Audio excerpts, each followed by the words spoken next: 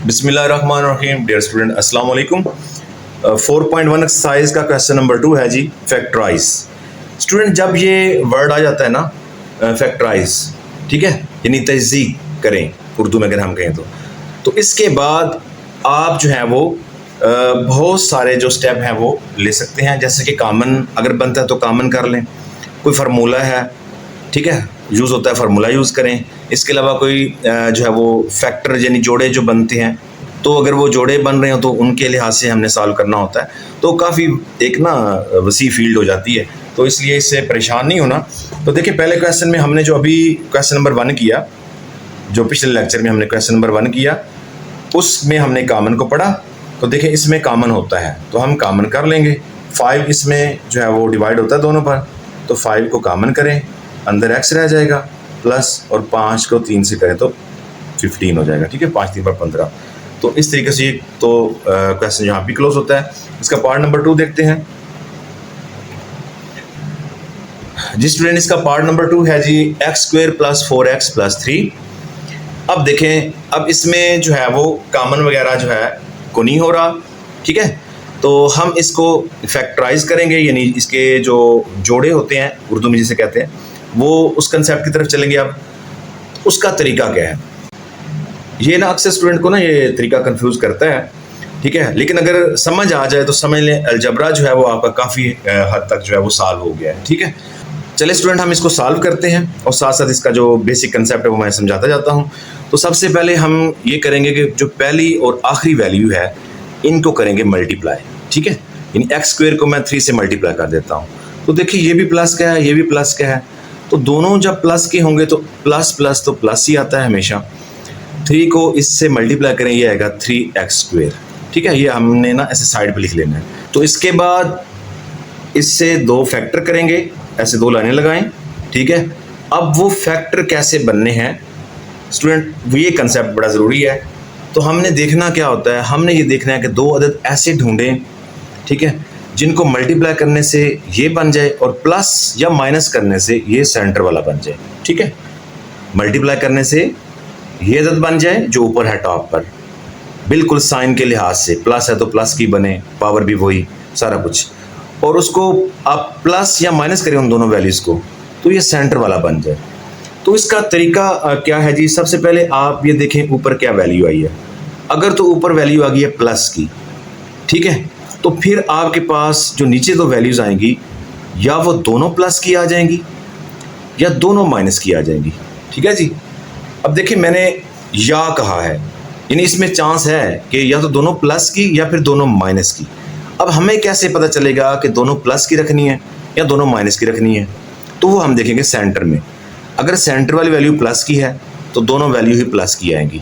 अगर यहाँ पे -4 होता तो दोनों वैल्यू ही मैंने माइनस की रखनी थी। ओके जी, अब क्योंकि यहाँ पे प्लस है तो मैं दोनों वैल्यू प्लस की रख रहा हूँ, ये माइनस में ख़त्म कर रहा हूँ। ठीक है, अब रखेंगे क्या, ये भी तो एक है ना कि रखना फिर क्या है हमने। तो देखें, हम जो हमारे पास ये वैल्यू आ गई है ना, ठीक है, इसकी हम करते हैं फैक्टराइजेशन। ये भी एक तरीका होता है 3 की।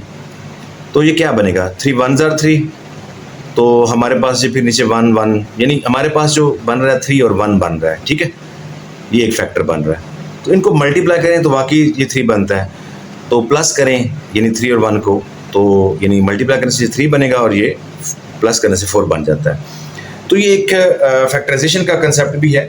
ठीक है, बाकी जैसे जैसे आप इन क्वेश्चन को सॉल्व करेंगे आपकी वैसे भी थोड़ा एक प्रैक्टिस होती जाएगी तो जल्दी आ जाएंगे। इसका मतलब ये हुआ कि मैं एक 3x और एक 1, मतलब 1x या सिर्फ हम x रख लेंगे तो ये रख सकता हूँ। ओके जी, तो ये तो हो गया इस क्वेश्चन के हिसाब से। लेकिन फ़र्ज़ करें अगर यहाँ पर वैल्यू माइनस की आ जाती, -3x² आ जाता, चले वो भी समझ लेते हैं। ठीक है, तो फिर क्या करना है नीचे, अब कौन सी वैल्यूज रखी जाएंगी। अब स्टूडेंट, 1 प्लस की 1 माइनस की, ठीक है जी। अच्छा, अब कौन सी प्लस की रखनी है, कौन सी माइनस की। ठीक, मैं अमूमन इस तरफ बड़ी वैल्यू लिखता हूँ, इस तरफ छोटी, ये ज़रूरी नहीं है, मैं अक्सर मेरा ये रूटीन ऐसे बनी है इसलिए मैं ऐसे लिख देता हूँ। जैसे देखिए, इधर भी बड़ी मैंने लिखी, इधर छोटी लिख दी, तो आपकी मर्जी है जैसे भी लिख लें। तो मैं अमूमन इधर बड़ी शो करता हूँ, इधर छोटी। ठीक है जी, तो हमें कैसे पता चलेगा कि बड़ी प्लस की रखनी है या छोटी माइनस की रखनी है। इतना तो पता चल गया कि ऊपर माइनस आ गया ना। अब 100% एक प्लस की एक माइनस की, इसमें कोई दो राय नहीं है, ठीक है। ये तो कंफर्म है कि जब ये माइनस की आ जाएगी वैल्यू मल्टीप्लाई करने से, तो फिर हमेशा एक प्लस की एक माइनस की रखनी है। अब बड़ी प्लस की रखनी है या छोटी प्लस की रखनी है या बड़ी माइनस की छोटी माइनस की, वो कैसे पता चलेगा? वो देखेंगे सेंटर से।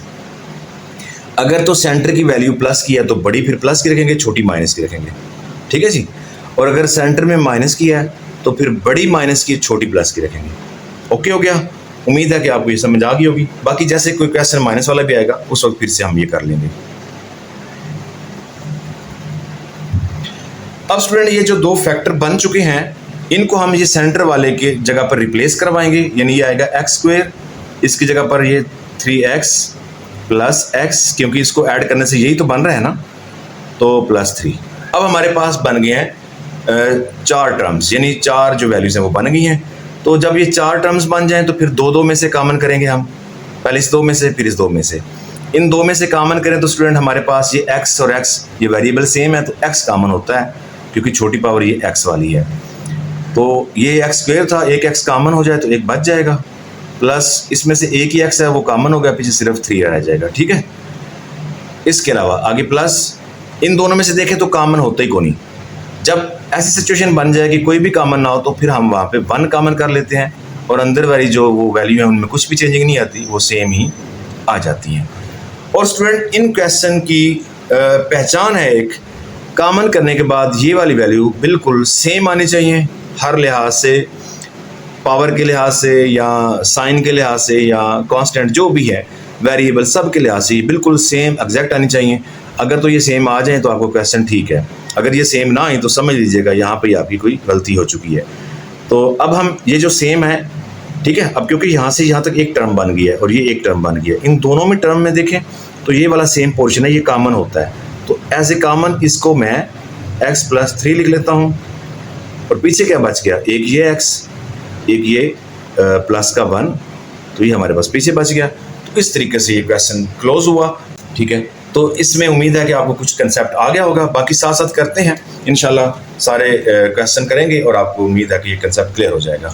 जी स्टूडेंट, पार्ट नंबर 3 है x square plus 6x plus 8। तो सबसे पहले हम क्या करते हैं जी, इसको आपस में मल्टीप्लाई करते हैं, प्लस प्लस प्लस रहा, 8 को इससे मल्टीप्लाई करें तो 8x स्क्वायर, यानी ये आ गया। अब इसके हम फैक्टर करेंगे, क्योंकि ये प्लस का है तो अब नीचे या दोनों प्लस की वैल्यू आएंगी या दोनों माइनस की आएंगी। अब सेंटर में क्या है, प्लस है, तो स्टूडेंट दोनों प्लस की आएंगी। अब मल्टीप्लाई करें तो ये बने, वैसे जो है वो 6 बने। अगर दोनों प्लस की हैं तो चले मैं प्लस लगा देता हूँ। तो 8 की करें फैक्टराइजेशन, 2 4 बार 8, ठीक है जी, तो 2 बार 4, 2 1 बार 2।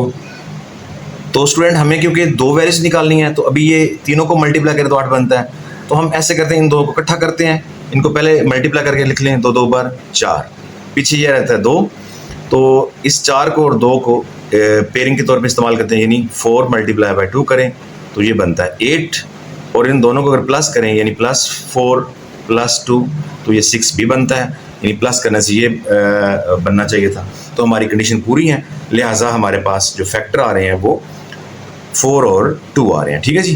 क्या आ रहे हैं, 4 और 2। चलिए मैं यहाँ पे लिखता हूँ 4x प्लस 2x, ठीक है। तो मैं ये जो फैक्टर करता हूँ आपको समझाने के लिए कर रहा हूँ, अदरवाइज जब आपकी प्रैक्टिस हो जाएगी ना तो आपको ये फैक्टर करने की जरूरत नहीं है, डायरेक्ट भी आपको पता चल जाना है कि कौन कौन से फैक्टर आते हैं, तो आप डायरेक्ट कर सकते हैं। तो ये आ जाएगा जी एक्स स्क्वायर प्लस इसकी जगह पर 4x प्लस 2x प्लस 8, तो वैल्यूज आ गई 4। अब हम 2 2 में से कॉमन कर सकते हैं, इन दोनों में से देखें तो x कॉमन होता है, अंदर क्या रह जाएगा, क्योंकि एक x कॉमन हो चुका है x, और ये 4x था तो x हमारा कॉमन, पीछे सिर्फ 4 बच गया।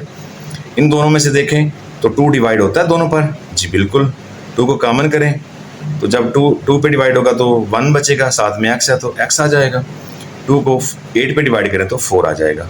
अब देखें कॉमन करने के बाद हमारे पास ये दोनों वैल्यूज़ सेम आ गई हैं, जो कि होनी चाहिए सेम, ठीक है। तो इनको अब हम कॉमन करेंगे, x प्लस 4 और x प्लस 4 को एज ए कॉमन लिखें, और उसके बाद जो बचेगा वो x प्लस 2 बचेगा।